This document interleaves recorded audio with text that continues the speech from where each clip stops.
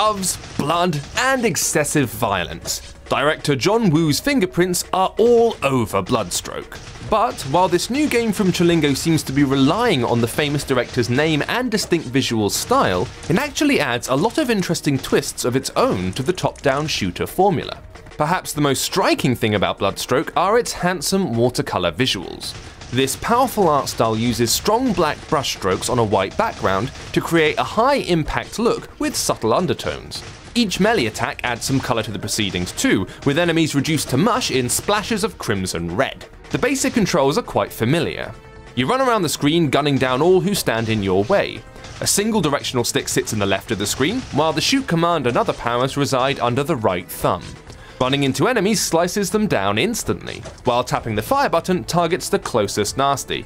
Taking control of skilled bodyguard Mei Li, you are tasked with protecting your client from every ne'er-do-well populating the streets of Hong Kong and Beijing. This introduces an interesting twist on the standard shooter formula. You see, Mei Li is basically invincible. Like all of John Woo's heroes, the lethal angel remains untouched by bullets or blades. Her clients, however, are not so lucky, and if they die, it's game over.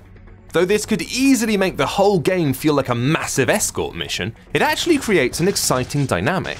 With your ward serving as your health bar, Mei Li herself is effectively able to run around without any regard for her personal safety. As long as everyone is dead, your employer is safe. And by extension, so are you.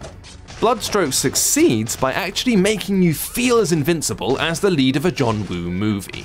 Its beautiful artistic style and story simply provide the icing on this exhilarating and explosive cake. This has been James with AppSpy.com. We review, you decide.